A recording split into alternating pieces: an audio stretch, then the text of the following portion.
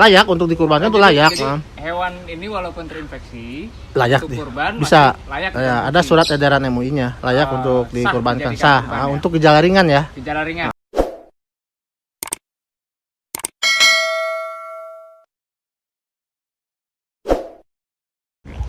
Nih sekarang bersama Pak Dokter Hendra, Hendra, Ini Dokter Nina, Dokter Nina, namanya Dokter Putra. Dokter Putra. Sekitarnya. Depok sih. Ya sebenarnya seberapa berbahayanya PMK itu, terus penyebarannya bagaimana, terus pengobatannya juga apakah gimana ya? Berat atau terus secara tingkat kesembuhan dan tingkat kematiannya gimana? Iya. Oke ya, terima kasih atas kesempatan yang diberikannya. Ya. Kita dari Dinas TKP 3 Depok bagian kesehatan Cimavet ya. Sekalian untuk penyuluhan penyuluhan kesehatan hewan. Karena ya dibilang musibah lah bagi Indonesia, peternak Indonesia, karena udah wabah PMK Februari kalau nggak salah ya, Februari ya. Udah mulai ada kasus tuh ya di Jawa Timur tuh ya. Mei itu udah mulai terkena, awalnya dari Jawa Timur, dan sekarang update terbaru sih udah mulai Jawa Barat, tidak bisa dihindarkan lagi, udah kena, udah menyebar. Nah, tapi salah satu saran sih jangan panik, udah itu aja dulu, jangan panik karena udah kejadian, nah gimana lagi. Yang penting mungkin yang penyakit mulut dan kuku itu kan, penyakit mulut dan kuku itu salah satu penyakit virus yang udah lama sebenarnya bangun kembali di Indonesia.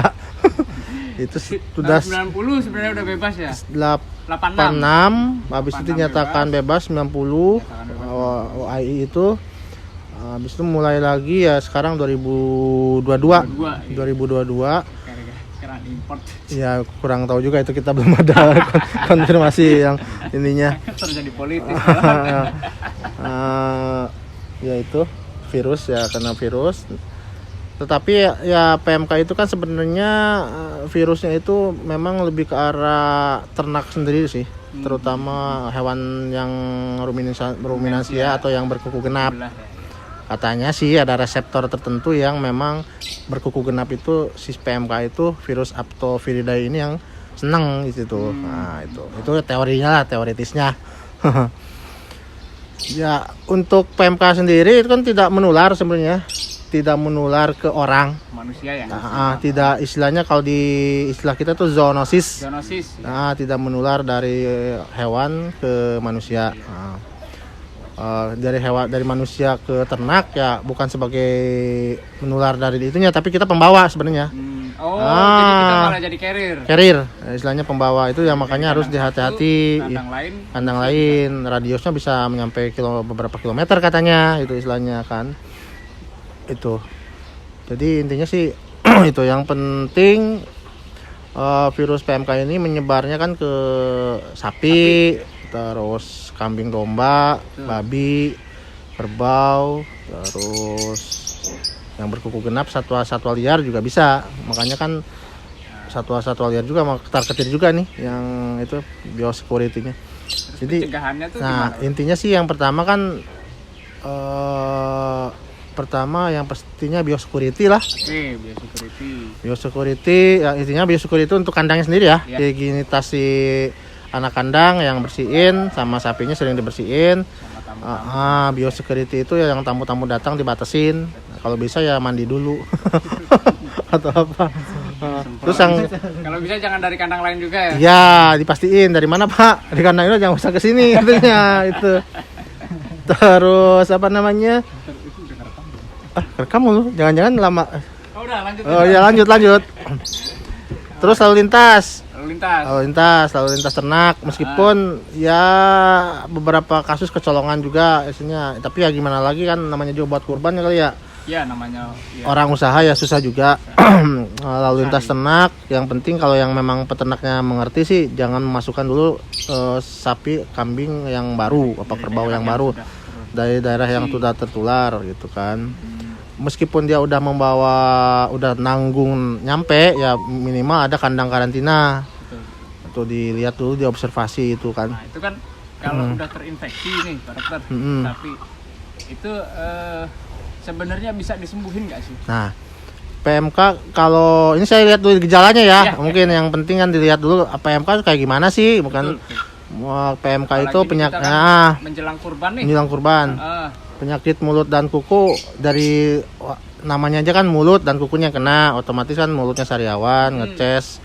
Biasanya awal-awal tuh kelihatan hipersalivasi itu apa keluar ngeces ya, sama pincang. Biasanya itu harus diwaspadai penyakit mulut dan kuku. Nah untuk kalau memang sudah terkena bagaimana kan yang penting Betul, itu yang ditanya bagaimana caranya? bagaimana di samping biosecurity pembersihan dan lain-lain itu pengobatan ya yang saya karena kan penyakit baru nih Mas nih. Betul. Penyakit baru, Belum saya ada juga obatnya. mungkin belum lahir pas waktu itu ya. Udah ya, 86 udah, saya 82. Udah, Mas. udah. Ya baru 4 tahun. Penyakit baru, tapi saya beberapa kasus sih mengobati juga. Betul. Istilahnya. Jadi yang penting anti radang. Anti radang apa aja, saya nggak ngomong merek lah. Oke. Ada clofenac acid, dexamethasone, segala macam.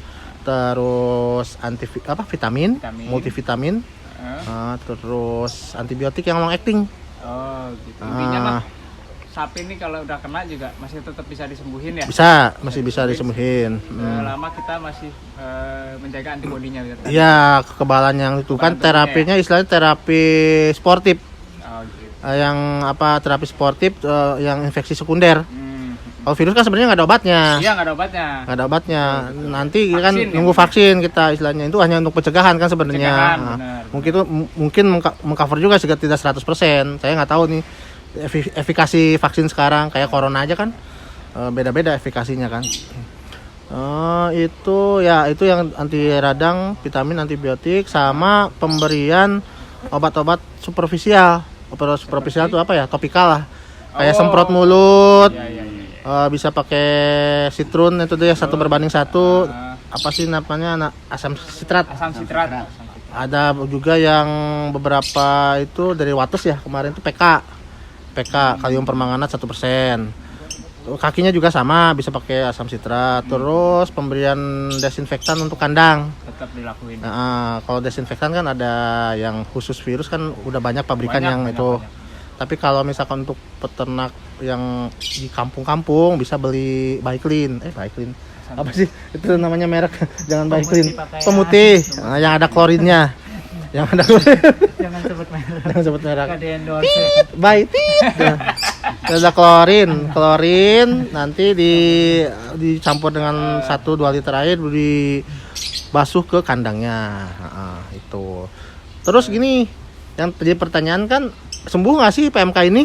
Betul itu yang jadi pertanyaan. Sembuh nggak sih sapi ini kalau udah tertular Kalau virus itu? pengalaman saya untuk pengobatannya kesembuhannya Tingkat kesembuhannya itu kesembuhannya gimana? ya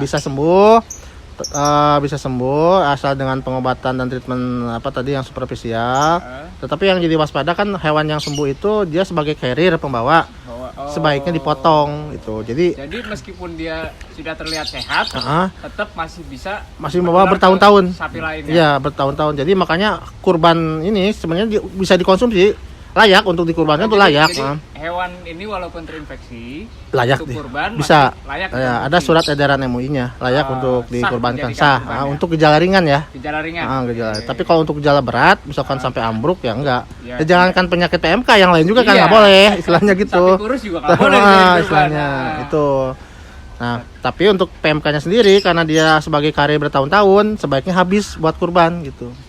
Kalau ada yang baru, misalkan ngisi lagi, didesinfeksi dulu sih kandangnya. Jadi jangan ada sisa sapi karena takutnya dia sebagai carrier atau pembawa. Ya kuat aja pembawanya. Jadi virusnya nggak hilang ya? Nggak hilang. Dia nggak hilang sama. Iya, dia itu bertahun-tahun di limfoglandula tuh apa sih? Kayak di sini tuh. Kelenjar pertahanannya. Kelenjar pertahanannya setiap sapi itu bisa bersemayam selama bertahun-tahun. Teorinya gitu. Kayak COVID ya, kalau COVID kan ada masa inkubasi. Iya. Habis itu dia lama-lama. Iya, kalau PMK masa inkubasinya 7-14 hari semua virus sama. Cuman dia setelah masa lewat itu dia diem aja di situ. dorman istilahnya, diem itu selama bertahun-tahun gitu. Tapi udah nggak nyerang ke fisiknya lagi. Udah enggak, jadi kan makanya sebut carrier, pembawa. Berarti tetap intinya dagingnya mah tetap aman dikonsumsi ya. Aman, kalau daging aman. Daging, susu aman. aman. Meskipun istilahnya kita mentah pun dimakan Ya. Itu aman. Aman. Jadi Istilahnya. nggak ada berbahaya sama sekali ke manusia. Iya, tapi kan kalau ya istilahnya kalau bisa sih dimasak itu. Iya. Jangankan kena PMK kan sakit yang lain istilahnya kan, ada salmonellanya tuh apa itu sih. Jadi Sebelum menjalar ke kakinya, bukunya itu bisa diantisipasi nggak sampai dia nggak sampai ke kakinya itu? tergantung ya, kalau saya lihat misalkan gejala awal itu fase 1 ya. Fase 1 ngeces sama demam, nggak mau makan. Saya kasih anti radang, antibiotik, bagus. Beberapa hari itu udah treatment pemberian antibiotik terus ya. 2 hari berselang. Ada yang recovery. Dia mulutnya ini, kakinya juga ini. Tapi sebagian besar tetap menjalar fase kedua yang timbul. Jadi fase kedua itu timbulnya udah makan mau ya, malah udah mulai kakinya udah kena. Jadi Itu antisipasi untuk nggak menjalar ke kaki. tergantung kekebalan tubuh si hewan itu Lagi, sendiri. balik Balik lagi situ. Setahu saya ya, saya ngobatin juga langsung di lapangan kayak gitu. Jadi udah malah kalau yang udah normal dia bisa kayak DBD pelana kuda gitu ya. Jadi udah bagus, kena lagi, drop lagi, ada yang kayak gitu. Makanya pengobatan tuh harus tuntas 5-7 hari lah. Kalau antibiotik, anti radang sama vitamin. Cuman ya ini ya Mas, kalau misalkan mau mendekati kurban, karena ada residu antibiotik itu harus hilang selama 3 minggu. 3 minggu. Jadi kalau minggu terakhir Mas pengobatan. Kesananya antibiotiknya kalau bisa jangan, karena 3 minggu lagi biar hilang. Jadi mainnya anti radang, vitamin sama pengobatan superficial aja, pengobatan topikal semprot. Itu aja sih. Apalagi Mas? Mungkin ada tambahan dari Dokter Putra ini dari Keswan Kesmafet sama dokternya ini. Ya, sebelumnya perkenalkan, saya Putra. Saya di bagian kantor dinasnya. Ini untuk tambahan saja ya mungkin ya Mas, terkait peternak dan pelapa yang ada di daerah atau yang di kota-kota. Nah, ini kan wabah PMK. Nah, wabah PMK ini juga masih baru, terutama masih ya tahap pengenalan ke masyarakat dan peternak-peternak. Nah, untuk setiap wilayah, setiap daerah, kabupaten kota kan punya peternak asli di daerahnya. Nah, menghadapi PMK ini alangkah baiknya setiap peternak ataupun di masa kurban ini kan juga ada pelapak.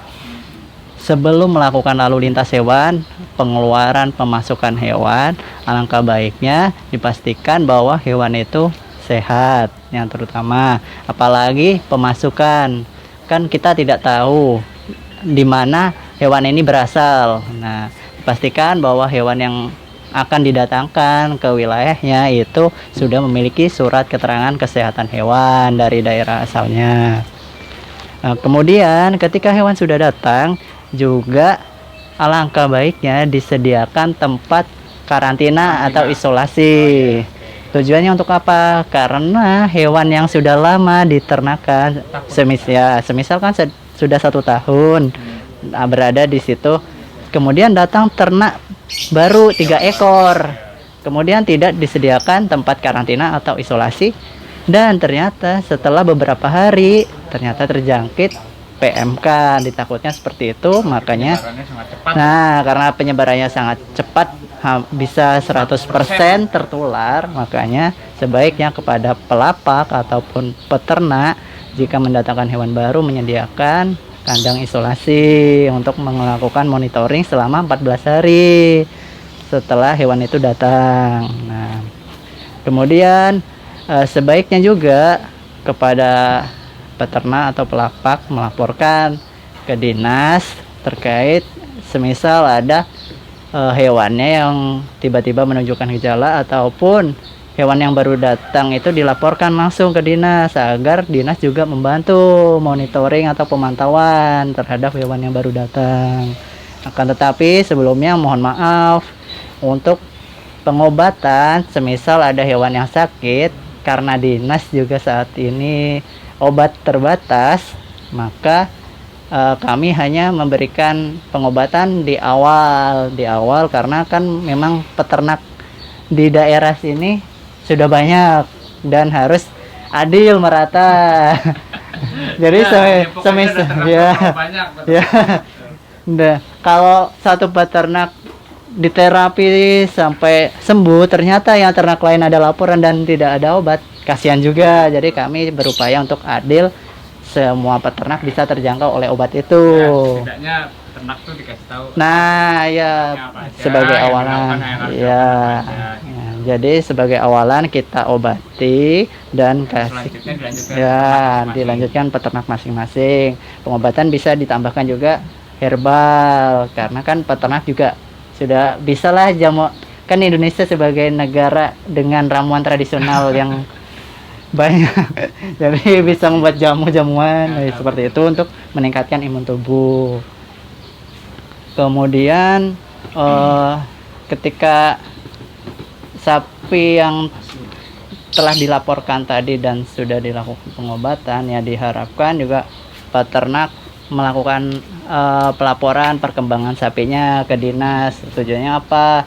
Karena kami kan dinas juga membutuhkan informasi ketika ada hewan yang sembuh, berarti kan nanti kami bisa lakukan edukasi ke ternak yang lain, ke peternakan yang lain. Ini pengobatan dengan metode ini sapinya sudah sembuh, jadi bisa diterapkan ke peternakan lain. Nah, itu sebagai acuan. Jadi seperti itu, sebaiknya peternak melaporkan perkembangannya dari hewan sakit hingga sembuh. Dan untuk hotline-nya sendiri sebenarnya ada. Nah, dan ya di Kota Depok ataupun daerah lain itu ada, tinggal mengecek bisa melalui website, Instagram, ataupun dari petugas lapangan. Petugas lapangan itu ada petugas medik veteriner, ada penyuluh pertanian, terus ada petugas puskeswan, seperti itu. Nanti bisa berhubungan langsung dari petugas tersebut. Kalau untuk Depok sendiri, bagi peternak Kota Depok ataupun pelapak Kota Depok, semisal ada hal-hal yang perlu bantuan atau informasi lebih lanjut, bisa hubungi hotline Kota Depok ini. Di kontak 0812 1330 5834. Nah, ya, jadi ya, nanti bisa menghubungi. Jadi peternak ataupun pelapak bisa meminta informasi terkait pengurusan SKKH, surat keterangan kesehatan hewan, ataupun keperluan tadi, semisal sapi baru datang atau ya, pelaporan atau monitoring bagi yang terindikasi sakit PMK. Jadi seperti itu. Mungkin tambahannya itu saja ya, Mas. Terima kasih banyak Pak Dokter ya. Udah, intinya simpulannya PMK ini berbahaya apa enggak, terus penularannya bagaimana, apa namanya, saran dari Pak Dokter ya peternak. Jadi sebagai kesimpulan ya, jadi PMK intinya penyakit yang disebabkan virus, dia hanya bersifat menular antar ternak atau hewan, tidak menular ke orang. Jadi masyarakat, konsumen yang mengonsumsi daging segala macam tidak usah khawatir, aman istilahnya, dijamin. Ya, ada orang IPB juga bilang aman yang itu. Terus yang kedua, apa sih tadi ya? Saran apa? Jadi ya PMK itu yang kedua. Tindakan memang kalau udah kena, pengobatan, pemberian pengobatan bisa agak lama. Harus sabar, bisa 7 sampai 10 hari, kadang-kadang ada yang 14 hari. amannya kalau udah pengobatan dia udah sembuh secepatnya untuk kurban apa dipotong. Jangan ada sisa untuk sapi yang kena PMK karena dikhawatirkan dia jadi pembawa itu. Jadi dihabiskan aja untuk kurban. Terus saran untuk peternak, biosecurity, pembersihan kandang rutin tiap hari, pemberian vitamin pengobatan. Terus lalu lintas ternak mungkin untuk sementara di stop dulu. Ya. Kalau kita sih udah nggak nambah Ya, baru ini. ya kalau itu. Intinya sih itu. Jadi jangan panik lah intinya. Jangan panik apa namanya masyarakat bahwa khawatir dagingnya terkena, enggak, itu aman Aman istilahnya. ya. Pokoknya intinya masyarakat mah jangan panik. Iya, jangan panik gitu. Wabah udah ada. Ya Dikendalikan aja tinggal. kendalikan. Mungkin itu berdampingan dulu si ternak sama PMK-nya. Karena wabah udah ada ya intinya jangan panik lah. Jangan panik masyarakat. gitu. Ya, gitu aja sih. Udah, itu aja. Oke. Ini terima kasih banyak ini Pak Dokter nih dari DKP 3 Kota Depok udah menyampaikan banyak ilmu dan pesan-pesannya kepada kita. Ya mudah-mudahan barokah ya nanti dari pesan-pesannya tadi, ilmunya menjadi bermanfaat juga untuk kita semua. Ya udah. Terima kasih banyak Pak Dokter ya. Sama-sama.